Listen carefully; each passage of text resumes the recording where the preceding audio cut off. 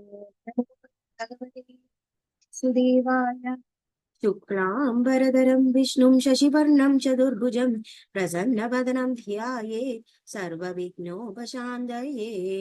गुरवे सर्वलोकानां विषजे भवरोगिणां निधये सर्वविद्यानां दक्षिणामूर्तये नमः। जन्माद्यस्य यतोऽन्वयादितरतच्चार्तेष्वभिघ्नस्वराट् तेने ब्रह्मकृदाय आदिकवये मुह्यन्ति यत्सूरयः। तेजो वारिमृदां यथा विनिमयो यत्र सर्गो मृषा धाम्ना स्वेन सदा निरस्तकुहगं सत्यं परं धीमहि।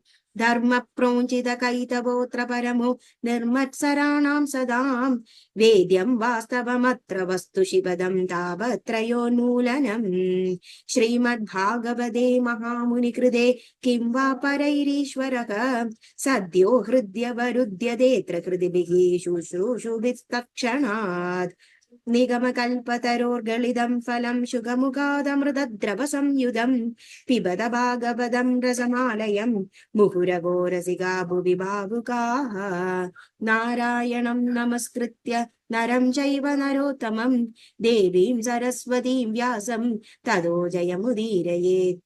यं प्रव्रजन्तमनुपेतमपेतकृत्यं द्वैपायनो विरह कादर आजुहाव पुत्रेदि तन्मयतया तरवोभिरेदु तं सर्वभूतहृदयं मुनिमानतोऽस्मि।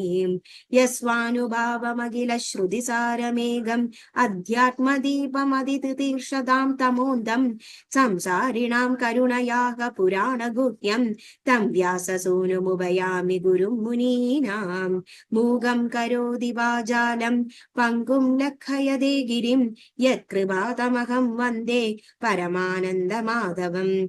यं ब्रह्मा वरुणेन्द्ररुद्रमरुद स्तुन्वन्ति दिव्यैस्तवैः वेदैः साङ्गपदक्रमोऽपि यं सामगाः। ध्यानावस्थिततद्गतेन मनसा पश्यन्ति यं योगिनो यस्यादं न विदुःसुरासुरगणा देवाय तस्मै नमः। कोमलं कूजयन् वेणुं श्यामलोऽयं कुमारकः वेदवेद्यं परं ब्रह्म भासदां पुरदो मम। भूतैर्महद्भिर्य इमा पुरो विभुः निर्माय शेदे यदमूषु पूरुषः भुङ्क्ते गुणान् षोडश षोडशात्मकः सोऽलं कृषिष्ट भगवान् वजांसि मे। सच्चिदानन्दरूपाय विश्वोत्पत्त्यादिहेदवे तावत्रय विनाशाय श्रीकृष्णाय वयं नमः। श्रीहरे नमः श्रीहरे नमः। गोपिका जीवनस्मरणं गोविन्द गोविन्द।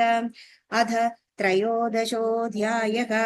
श्रीशुक उवाच निशम्य वाचं वददो मुने पुण्यतमां नृप भूयः पप्रच्छ कौरव्यो वासुदेव कदा धृतः। विदुर उवाच स वै स्वायम्भुवः सम्राट् प्रियः पुत्रः स्वयम्भुवः प्रतिलभ्य प्रियां पत्नीं किं चकार ततो मुनें। चरितं तस्य राजर्षेरा आदिराजस्य सत्तमं ब्रूहि मे श्रद्दधानाय विश्वक्सेनाश्रयो ह्यसौ। श्रुतस्य पुंसां चुरितर सुचिरश्रमस्य नन्वाञ्जसा सूरिभिरीडितोऽर्थः यत्तद्गुणानुश्रवणं मुकुन्द पादारविन्दं हृदयेषु येषाम्। श्रीशुक उवाच इति ब्रुवाणं विदुरं विनीतं सहस्रशीर्ष्णचरणोपदानं प्रहृष्टरोमा भगवत्कथायां प्रणीयमानो मुनिरभ्यचष्ट। मैत्रेय उवाच यदा स्वभार्यया साकं जातस्वायम्भुवो वनुः प्राञ्जलि प्रणदच्छेदं वेदगर्भमभाषत। त्वमेकः सर्वभूतानां जन्मकृद्वृत्तिदः अधाभिनः प्रजानां ते शुश्रूषा केन वा भवेत् तद्विदेहि नमस्तुभ्यं कर्मस्वीड्यात्मशक्तिषु यल्कृत्वेह यशो विश्वग् अमुत्रच्च भगवल्मुगतिः। ब्रह्मोवाच प्रीतः संयुव्यहं ताद स्वस्तिस्ताद्वां क्षितीश्वर यन्निर्व्यलीकेन हृदा चादिमेत्यात्मनार्पितम्।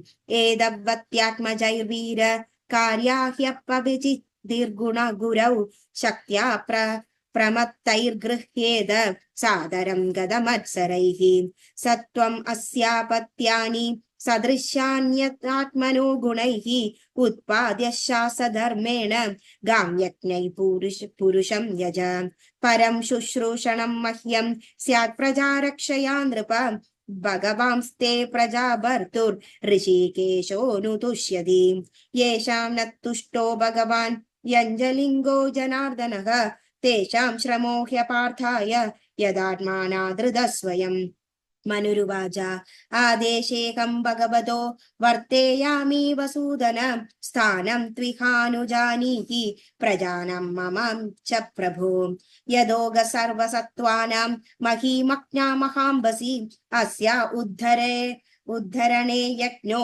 देवदेव्या विधीयताम् मैत्रेय उवाच परमेष्टि त्वपां मध्ये तदा सन्नामवेक्ष्यगां कदमेनां समुन्नेष्य इति दध्यौदियाचिरम् सृजतो मम मे क्षितिर्वोर्वार्भिः प्लाव्यमाना रसाङ्गदा अधात्र किम् अनुष्ठेयम् अस्माभिर्सर्गयोजितैः यस्याकं हृदयादासं स ईशो विददातु मे इत्यद्भिद्या यदो नासा विवराल् सहसानख वराकतोको निरङ्गादं अङ्गुष्टः परिमाणकः तस्याभिपश्यदखस्तः क्षणेन किल भारत गजमात्र प्रविवृद्धे तदद्भुतं ममुन्महत्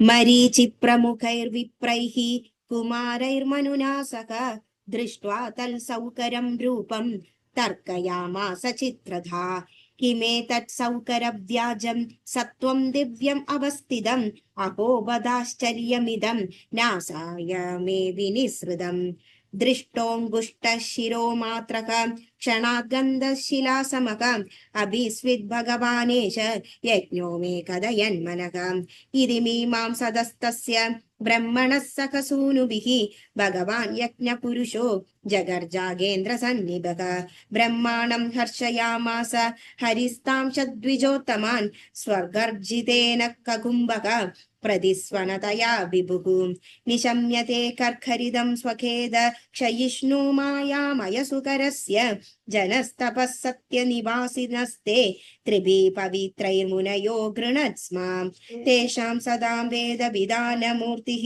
ब्रह्मावतार्यात्मगुणानुवादं विनद्वभूयो विबुधो यदायाय गजेन्द्रलीलो जलमाविवेश उल्क्षिप्तबालः खचरः कठोरः सडाविदुन्वन् कररोमशत्वत् कुराकदाभ्रसिददंष्ट्र ईक्षा ज्योतिर्भवास भगवान् महीद्रः क्राणेन पृथ्या पदवीं विजिक्रन् क्रोधापदेश स्वयमध्वराङ्गः करालदंष्ट्रोप्य करालदृग्भ्या उद्दीक्ष्य विप्रान् गृणतो विशत्कम् स वज्रकूडाङ्गदिपादवेगविशीर्णकुक्षिस्तनयन्नुनद्वान् उत्सृष्टदीर्घोर्मिजुर्जैरिवार्त शुक्रोश यज्ञेश्वर पाहि मेति पुरैशुरप्रैर्दरसंयस्तदाप उत्पारपारं त्रिपरूरसायां ददर्शगां तत्र सुषुप्सुरग्रे यां जीवदानीं स्वयमभ्यदत्त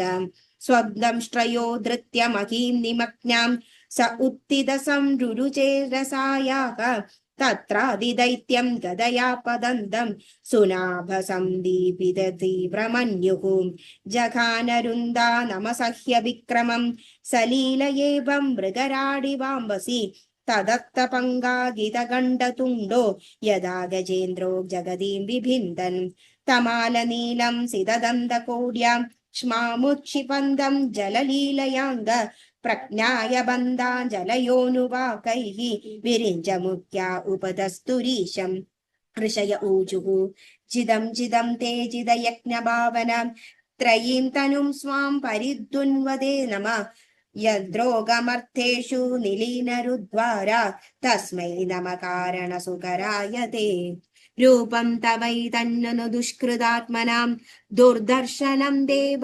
यदद्वरात्मकं छन्दांसि यस्य त्वजिबर्हिरोमस्वाज्यं दृशि त्वं कृषु चादुर्होत्रं स्रक्कुण्ड आसील स्रुव ईशनासयो इद्रोदरे चमसा कर्णरन्ध्रे प्राशित्रमास्ये ग्रसने ग्रहास्तु ते यच्चर्चपणं ते भगवन्नग्निहोत्रं दीक्षानुजन्मोपसदशिरोदरं त्वं प्रायणीयोदयनीयदंष्ट्रहां जिह्वा प्रवर्गस्तव शीर्षगं क्रतो सभ्यावसत्यं चितयो सवोहिते सोमस्तुरेदः सवनान्यवस्थितिं संस्थाभिभेदास्तव देवदादवः सत्राणि सर्वाणि शरीरसन्धि त्वं सर्वयज्ञक्रदुरिष्टिबन्धनः नमो नमस्ते किल मन्त्रदेवदा द्रव्याय सर्ववक्रस्तव क्रियात्मने वैराग्यभक्त्यात्मजयानुभाविद ज्ञानाय विद्या गुरवे नमो नमः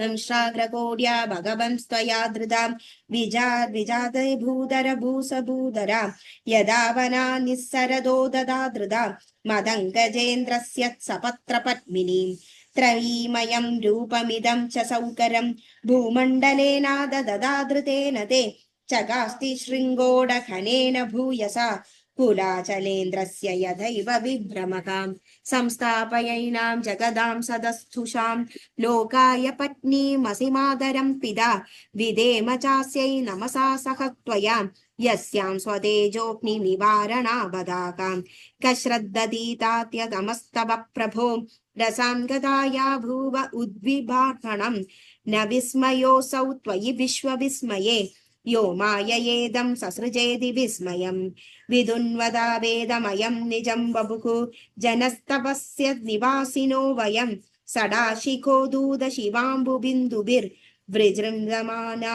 वृषमीशपाविताकां स वै वदद्दंश्रमधिस्तवैषते यकर्मणां पारमपारकर्मणकां यद्योगमाया गुणयोगमोहितं विश्वं समस्तं भगवन् विदेहिशम् मैत्रेय उवाच इत्युपस्थीयमानः तैर्मनुर्भिर्ब्रह्मवादिभिः सलिले स्वखुराक्रान्त उभादत्ताभिधावनिं स इत्थं भगवानुर्वीं विश्वक्सेन प्रजापतिः रसाया लीलयो नीताम् अप्सुन्यस्य व्ययौ हरिः य एवमेदां हरिमेधसो हरेः कदां सुभद्रां कदनीयमायिनः शृण्वीद भक्त्या श्रवयेदवोषधिं जनार्दनोऽस्याशु हृदि प्रसीदति तस्मिन् प्रसन्ने सकलाशिषां प्रभौ किं दुर्लभं ताभिरलं लवात्मभिः अनन्यदृष्ट्या भजदां गुहाशयः स्वयं विदत्ते स्वगतिं परःपराम् को नाम लोके पुरुषार्थसारविद् पुरा कथानां भगवत्कथासुधाम् आपीय कर्णाञ्जलिर्भिर्ववापः अको विरज्येत विना नरेतरम् इति श्रीमद्भागवते महापुराणे पारमहंस्यां संहितायां तृतीयस्कन्धे वराह प्रादुर्भावानुवर्णने त्रयोदशोऽध्यायः श्रीहरे नमः गोपिका जीवनस्मरणं गोविन्द गोविन्द।